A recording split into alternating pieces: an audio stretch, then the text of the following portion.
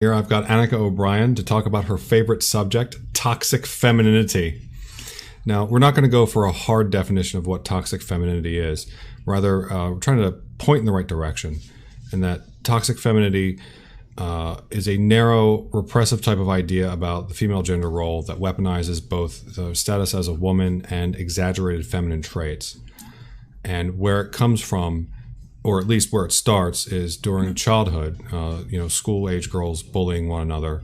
And it relies on built-in traits that women have, similar to how male bullying relies on built-in traits like men's physical strength and speed, whereas with women, it's going to be psychological. Yeah, the aggression manifests itself differently. Yeah, it uses emotional violence. And this might be why we're seeing the whole words are violence. Yeah. Because to women, that is how we use our violence. Yeah, that is how you use your violence. That's how we're violent. Yeah, that's how you express your violence, right. Cut you down into little tiny... Yeah, before I was recording, this woman tore me apart. You should have seen it. Right. So, because in the female social world, that's the preferred form of aggression. It's also an invisible form of aggression, too. Well, it's because you can do it one-on-one and no one would see it. Exactly. And yeah, you're not going to be... people will say, oh, don't get your feelings hurt, that sort of thing. Also because it's not... but it's not just name-calling. We'll go into it. Oh, No, women know how to cut really deep. Yeah. Men can too, but this is a woman's game. So, yes, it is. Yeah, this is where we excel. Yeah. So let's start with school-age girl bullying. So we start. So I don't want to go into kind of the history of what causes it, because I know a lot of people think that they immediately say, well, a bully is probably an abused child. Sometimes, but but we don't know. There's a lot of different things that could cause it, I think. But one of the biggest issues is a girl will get other girls to gang up and just stand around and watch as she belittles another girl. That's usually what it is. I think a lot of people think it's like 10 girls all ganging up and physically harming one. It's usually I don't want to use the word matriarch because I try to use that in a positive way, but you got like the leader. The queen bee. Yeah, the queen bee. Yeah, the queen bee. And then you got the girl I had to mansplain that to you. Go on. You get the girl who is the outcast, or the girl the target, right? And she will have her little entourage of girls who are her backup. And also it works as an audience to further the humiliation. Because if one person comes up to you and says nasty things, it's not as harmful. Right. It doesn't hurt you at your core. But if you're a child and you have 6 or 7 kids that are standing around staring, then you feel helpless. That's where that nobody loves me, everybody hates me feeling comes in, even though those kids are just falling in line behind the bully. Right. It's not that they hate you, it's that they're just standing there. Yeah. So, and they don't want to be the target. Yeah. So with the girls, they tend to do that. It's usually not physical. It can be like with college hazing. Yes. I saw stuff about that, how they'll pick body parts they don't like and draw black mark circles on them. And they'll be really mean. Like I saw some pictures where they had blurred out the faces of the girls that were being hazed. And they were taking a girl who was in relatively good shape, and they were circling her thighs and calling it fat. And they were taking like portions of her body and they were writing really nasty things on it. And there's actually I think some of the hazing has gotten to the point where it's become illegal when a girl has been disrobed and photographed against her will, and those photos have been distributed to other students, that falls into a category completely different, where the judge doesn't care the gender of the perpetrator. Right. Which I'm glad that we're getting to that point. Finally. It bothers me that there was a statement made by a judge who said, I had to stop and think, if a boy did this. I'm like, that's really messed up that you have that we're so gender imbalanced that way when we think of violence, or when we think of bullying. Yeah. That we have to stop and say, how would I react if this was a male? Right. Yeah, we have some progress to make. Anyway. Yeah. There's also like the rumor spreading. That's another one of the psychological ways. I think part of that might be even from a young age. That's the kind of the pecking order, or the trying to like telling all the guys that girl over there is a certain way. Maybe not a slut, but or if a girl has a male friend who has his eye on a particular girl and he asks for her advice, she might trash talk her, even if she herself doesn't like him. Yeah. But it's just it's a weird dynamic, and it's really disgusting. But it's taking that natural kind of thing that women have socially. And with social media and the anonymity, or even sock puppeting, that you can it's like a haven for that kind of that style of bullying. Yeah. For female style bullying. Yeah, and then I know there have been boys have been bullied into suicide, and it doesn't make the national news quite like when a pretty girl does. And you could say that effect is partially due to the fact that we see females as victims more. We're more likely to... And your lives are more valuable. Well, I mean, we could go back to cave brain. Because of the eggs, yeah. Right? Yeah, because we carry on the offspring to the next generation for the survival of our species. Yeah. And so a lot of this is driven by survival of our species. And, kind of like the bird who wants to knock the other bird's eggs out of the nest to replace them with their own. There is a little bit of that. Yeah. But when it gets to a point where girls are harming one another. And the other thing that bothers me is with boys, we're so quick to pathologize them and to put them in a home and to tell them what they've done wrong. And even the justice system treats males one way, and then females, it's like, well, she'll grow out of it. Or especially, to bring up the justice system, a mother is far less likely to be separated from her children for multiple years, even after a murder.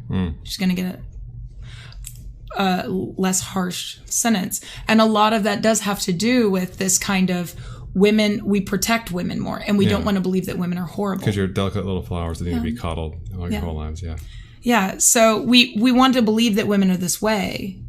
So women take that like kind, empathetic thing that we believe about them, and they weaponize it. And I think that's... Well, did you notice during Supreme Court hearings with Christine Blasey Ford how she talked in like a little girl voice? Hi.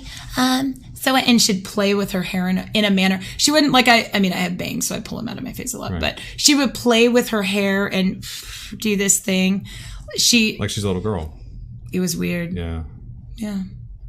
It's kind of creepy. Yeah. Yeah. We don't need to go all into that case, or I'll get enraged. But okay. But yeah, her use of girlishness to act to try to support her case, prey upon a man, and doing it all from the acting as though she's just a victim. Right. And then the other thing, if you want to go a little further into her and how she used it, was she would be pushed to answer questions, and then she would act like, and then she'd act like she had PTSD, or like she didn't understand something, or, my throat, she was this helpless little person. And other people had said that prior to that, when she would discuss this subject of Kavanaugh, that she had no qualms about talking trash about the GOP or him or anyone else. So this wasn't a delicate subject for her, but she tried to, we all know that if a woman has been actually sexually assaulted, it's probably going to be a very difficult thing for her to discuss on stage in front of millions, hundreds of millions of people are watching this. That's going to be very difficult and taxing on you emotionally. Right. So she's using that. And then we can also get into the rest of the Me Too movement, how we immediately want to believe victims of a crime, especially a crime as heinous as actual rape. Yeah.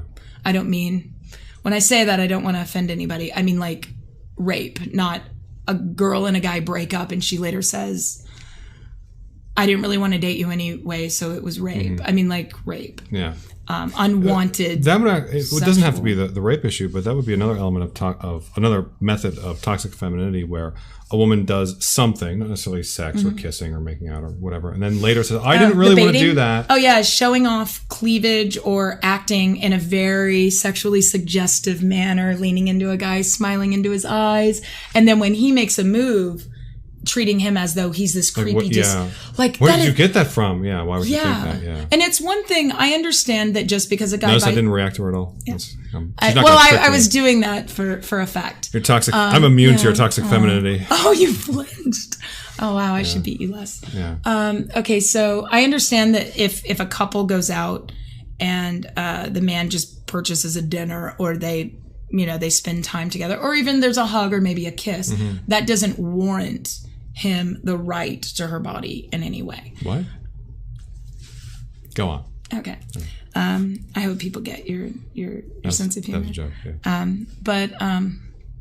Yeah, the guy, we can all agree, the guy doesn't have like a right to her body just because he took her out. Yeah. But when a woman is being overly forward, the one that bothers me the most is when women wear... Well, you're not saying he has a right to her body even when she's being overly forward. You mean like if he makes a move based on what she's been doing. She doesn't just shut him down. A move could be something like lean in for a kiss or put his arm around her and then, then she treats him like a creeper. Yeah, she should learn to roll out of it if she feels uncomfortable. Or she should learn to keep physical distance. Or keep her hands to herself. Keep her hands to herself. Yeah. The other one that really bothers me, a lot of women will dress very provocatively. I don't mean they dress nicely and in well-fitted clothing and in heels or the red lipstick, heels, even a slight bit of cleavage, just a barely amount, like a normal, maybe a sleeveless shirt, things like that.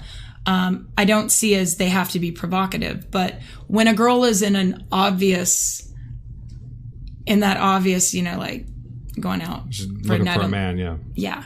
And then if guys give her attention, for her to treat him as though there's a problem with him, assuming he's being respectful, right? No, I'm going to give a little more leeway than that. Okay. I don't like the wolf whistling at all. Yeah. I think it's I don't like it. But if a group of 4 or 5 girls are hoeing it up on Sunset Boulevard on their way to the clubs, and a car of guys drives by, and these girls are quite obviously out for attention. They're displaying their wares. Yeah. And the guys say something to them. Right. I don't think it's fair for the girls to act as though, well, this is my body, you shouldn't look at it. Like that's the one that bothers me the most, is if a girl's wearing a very low cut blouse or very tight, and then my eyes are up here. That attitude, it's like, I'm a straight woman and my eyes are naturally drawn to something that I don't see every day. Right. Right. Well, I was going to say we should probably pause here for the autistic people in the audience that, men have 3 mating strategies. One is you get with a woman, provision resources for her, create children with her. Yeah. Another one is the short-term mating, long-term mating strategy. Another one is the short-term, where you just put a baby in her and leave. Yeah. And depending on how women present themselves to the guy, can trigger one of those 2 mating strategies. Yeah. And what's his name? Brett Weinstein and his wife Heather Hang talked about that on Joe Rogan, about how men have these 3 different mating strategies, and depending on how women present themselves to the man, triggers. What's the third? You mentioned the one. Oh, that's not my preference. Right. Okay, sorry. So I was like, I don't consider that it's a mating strategy. A mating strategy. Okay, well, sorry. So I wasn't expecting that answer. Oh. Okay. So the depending on how women present themselves, say what they're doing is they're saying to the man through nonverbal means. Yeah. This is the mating strategy. Hello, but gentlemen. no woman dresses in a way to provoke rape. No, let me clarify that. No, that's not what I meant. Yeah. Okay. No, for the first 2, women will present themselves in a way that says, "Hello, I want mating strategy number 1," or "Hello, I want mating strategy number 2." Yeah. Right, and then especially when they present themselves with mating strategy number 2, and then they act all shocked. Yeah. Or they pretend to be shocked. Although I wonder, are they that stupid? But then I'm the other one. I'm the present yourself with mating strategy number 1. And once you've already gotten to know the guy, then you show up. I think we talked about this the other day. You show up on the 3rd date or the 4th date. Once you've decided, then you're like, oh, hi. I know you're used to seeing me in my glasses. And right. But that's how normal, healthy human beings then you proceed. Go from a librarian to what do they call the prude in public? Yeah. Yeah, and then they're like, oh my God, I've never seen you before. Right. And then you're like a 90s fantasy film. Right. I've seen some of those. Yeah. But the women will pretend like they don't know. It's like they're pretending to be autistic. Like, oh, I don't understand why are the men looking at me? No. It's you. They're not pretending to be autistic. They're pretending to, this is me. This is my body. this is how I choose to, I don't dress this way for you. I dress this way for me. Body confidence. And then they treat you like you're disgusting because you act like a male. Yeah. Because you have a response. Well, I act like a male in the 21st century that I just don't look at women when I go out in public. But it's so sad. It's so sad because it's so true for so many men. It's depressing because I'd like our species to continue on. But anyway, so that we just spent a lot of time talking about that one particular thing. But I think that's the one that men probably encounter most commonly. Most commonly, especially nowadays with this whole Instagram era. Yeah. Like the girls, you'll message somebody or you'll give her a compliment, and other guys will dogpile and talk about how disgusting you are, and it's like, you slide into your DMs. Right. Hello, my lady. Yes. There's also the girl bullying strategy where they involve men. A strategy of let's you and him fight. Where okay. So a girl, usually it's if she's out with a guy, either usually married women might not do this, but a girl that's either in a relationship or new, just dating a guy, will put herself in a situation where she's confrontational with another male, and then step back and make this guy defend her honor. And the thing that bothers me about that, and I've told you this, is that why do those two guys fall for it? I don't know. Like, does he really? He should get rid of her because she's going to get his nose broken, or worse, he's going to end up with a criminal record because of her. Yeah. And it's usually never the two guys fighting over the girl. In that instance, there are situations like that where a girl will date multiple guys to incite jealousy among them, to watch them fight. And that's disgusting. I understand that's very primitive thinking, like, let me see which one of these wins. Yeah. Yeah. So I understand that's like in the animal kingdom, that's more natural. But come on, it's 2019. Yeah. It's the current year. Yeah. Yeah. And then this translates into adult female bullying. Which we've already covered that. We covered a good amount of it. Men. Yeah. But also, in the workplace. Yeah, in the workplace. Yeah, like acting helpless for some task that you have to do. But I forgot about that. Yeah. Yeah, the getting guys to run errands for you and to do favors for you and to help you out with things but doing it with the intent of doing it knowing that the only reason he's doing it is because he wants access to your crotch. Pretty much, yeah. That's a more crude way of putting it. But knowing that he's interested in you for more. Now, I do know there's a certain age range where girls are actually retarded and do not realize. A lot of girls. Yeah. Guys don't want to believe this. There is an age range where a lot of girls who are coming into their own, they don't realize this guy that wants to carry her books and that wants to help her out all the time, and wants to hang out, be her buddy. A lot of times you don't realize that that's what he's doing. You think, oh, he just thinks I'm interesting. He must want me for my mind. Or just he's my friend. Yeah. They don't realize that he's... A lot of times it's not. Yeah. Yeah, but then once... That really only needs to happen once or twice before you realize, hey, wait a minute. This guy's spending a lot of time with me. He's offering to help me out with a lot of things. And women should be able to pick up on it by that point. I would say by their early to mid 20s, they should be able to. And what they should have an honest conversation with him. That's what I think the solution should be. She should let him know that she doesn't like him that way, and he'll probably deny it. She can be like, okay, but still have that conversation. Yeah. Let him know that you don't like him that way. Yeah. Even if he says, oh, well, you know, because that's one thing that guys do is they'll deny the attraction. Yeah, and then they'll be like, yeah, treat you like you think highly of yourself, but still. Right. It's better than leading him on for another month or two, and this whole time he thinks he's getting close to you. Right. Because if you're in a relationship... But even in the workplace, I don't think it has to be with a promise of, physical access. It could just be, oh, I'm a poor, helpless girl. I can't lift this heavy thing. With really not lifting heavy objects is different. Or not even necessarily heavy objects, but just doing something for a lady in the workplace. Yeah. Especially if it's the only girl there, she could be treated like the princess. If the guys are doing a disproportionate amount of labor, without getting, and it's not being not like recognized, tit for tat, it's not being recognized in any way, then I think that's using. She should, there should be, it should be openly recognized. Right. what's going on. Yeah. Or else it's just going to breed hostility. Yeah. And then the other bullying in the workplace is female on female, which is... You mentioned that about the mentorship thing. Yeah, so I have a background... I mean, you know, about like my mentorship stuff, it was usually much younger women, but like young, like 12 to 13. So a woman who's in like her mid to late 40s who feels as though she's been told by society that she has no value past a certain age, whether it be 25, 30, 35, different guys agree on a different number.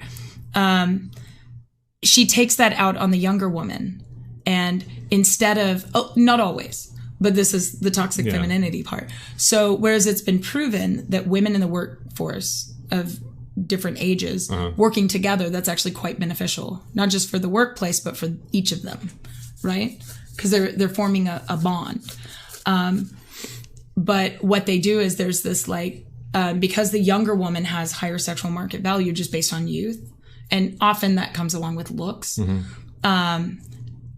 she is perceived as the enemy, even if there's no competition for a male. It's like a weird, it's like still ingrained in there to compete. This older woman could be happily married with children. None of the men in the workforce or in the workplace are prospects for her. And yet she'll still treat that woman poorly. Like a threat. Yeah, like she's a threat. And it's really unfortunate. Do you think it's an unconscious thing? I think sometimes it's conscious, sometimes it's unconscious. Okay. And I think a lot of times the women, because the younger woman, especially if there's a large age and skill disparity, she sees that this woman as ignorant. Like she's stupid. She doesn't even know how to work the fax machine. I've been doing this for this many years. So it's that she feels like this girl so this is the other funny thing. This woman forgets that she was in her position at one point and she was getting that same leeway. Guys were being nice to her. Yeah. People were, you know, if she didn't show up till 9:15, she was cute. Yeah. But she forgets that. And I think she resents it.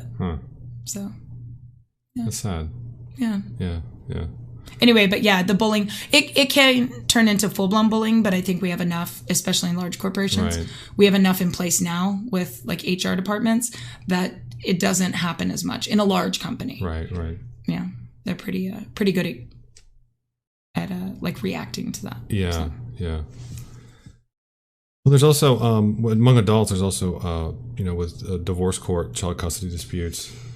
That was the other big one. Oh God, we could be here all day. I think you guys, nobody is watching this that has not heard about those horror stories. Yeah. Yeah. And that's where I get into, I had a couple of hour-long discussion with Karen Strawn a couple of years ago. It's actually a privated video. We never even posted it publicly, about kind of that whole thing. That's where like the men's rights act. If you guys don't know about that, well, first off, climb out from under that rock you live under. Yeah.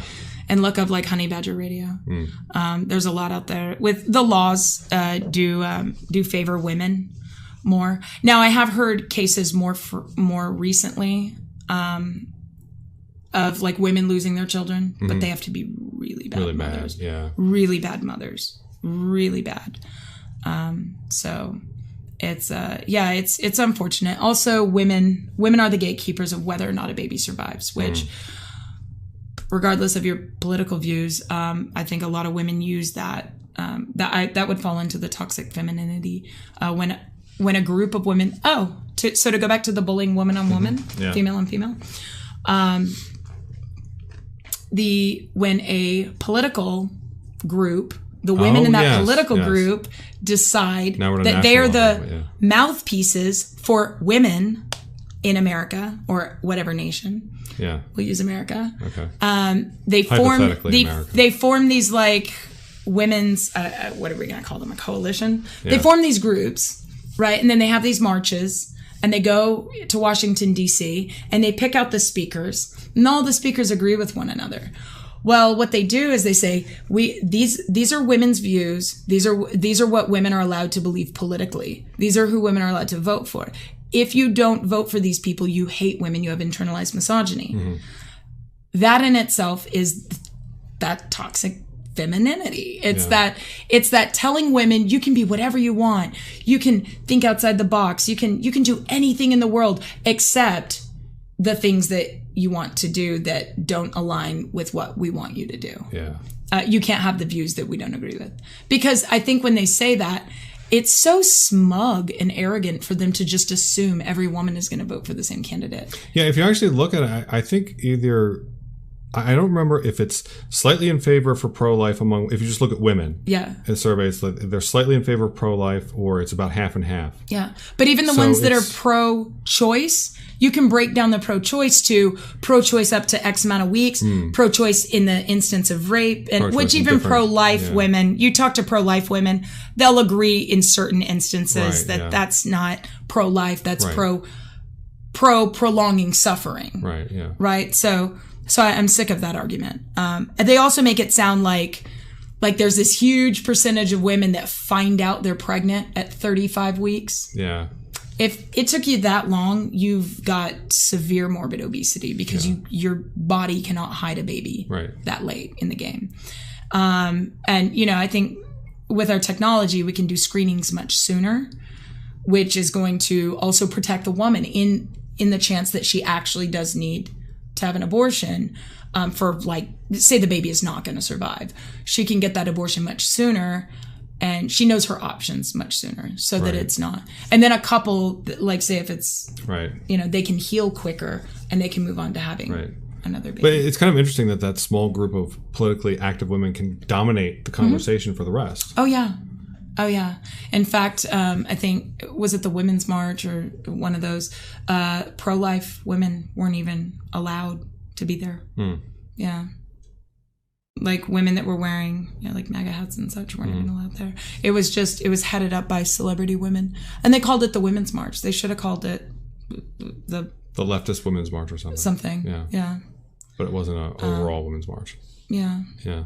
So, but yeah, the gate, I don't want to use the term gatekeeping, but they assign what beliefs you're allowed to have as a woman. Yeah. And the same thing with, if you look back at the Kavanaugh or any of these, when it comes to due process. Yeah, they want to throw it out. I got in trouble. So what fractured me was Gamergate. That was what made me have to come out as an anti-feminist. Because Gamergate was too big for me to shut up about it. Yeah. And that I couldn't give an opinion on Gamergate. And there was that recent suicide too. Yeah, and Oh, okay, again, dev, another bullied into suicide. Yep, and the only reason why it's big news is because it was just a popular person. But do you see anybody really switch the genders? How do you think we'd be? Oh, that guy would be in prison or dead. Yeah. Yeah. So. Yeah. I mean, we could go down this. There's 100 things. I really wanted to boil it down to the 3, which is the bullying and how the cry bullying too. That kind of goes along with the bullying, the family court. But I don't have the emotional energy. Yeah. No, I don't want to start crying on camera. Oh, okay. So I've read way too many stories, and that's just one of those emotionally draining. If people aren't aware of that, it's not that I don't want to cover it. Yeah. It's that it's a very depressing topic. Yes. And that I think is probably the worst, because you're dealing with men's offspring and children. Yeah. And you're actually, that woman is destroying the lives around her. Yes. And then the third one was the one you just mentioned. I just forgot. About the women, the small group of women dominating the Women's March. Yeah. Yeah. Political opinions. Yeah. I wonder how they're so effective that way, though, to silence everyone else. They're just organized. Men let women speak. I mean, you see, even on this. Well, no, I meant among the pro-life things. Since I said, I think it's either about half are pro-life or a slight majority are pro-life among women. Yet they're the ones that are silenced. Is it just that the pro-choice are better organized? No, I think it's that in that particular case, the celebrities that were getting on stage might have been part of it. It was that. Yeah, I believe that it was the political arm that was putting that on that got in control of it.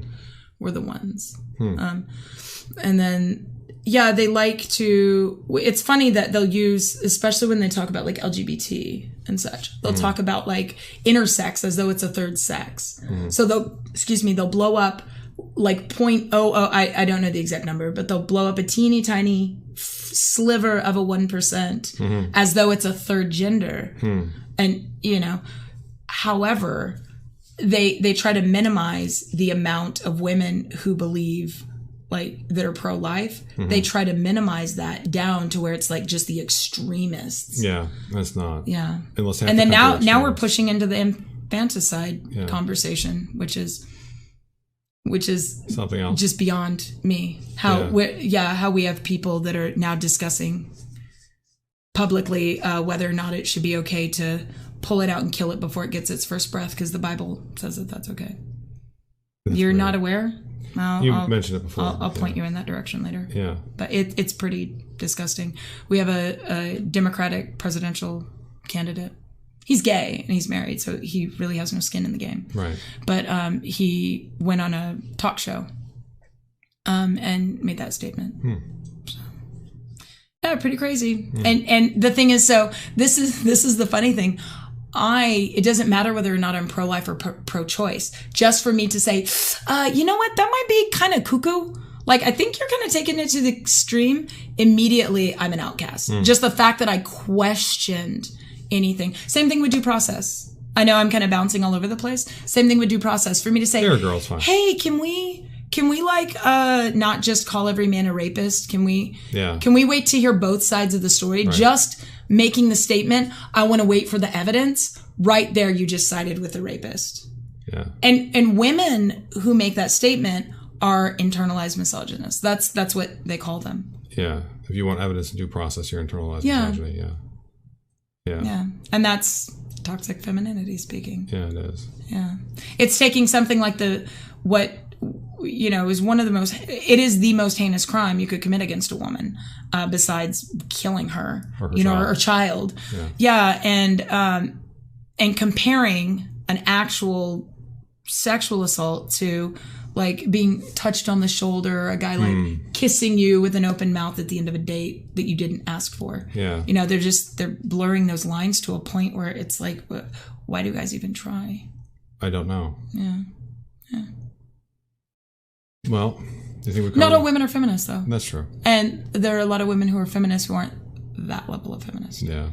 Yeah, like the Christina Hoff Sommers, those types. Yeah. They're like old school feminists. Yeah, I think we covered the topic pretty well. Yeah. So, thank you for coming on, Annika.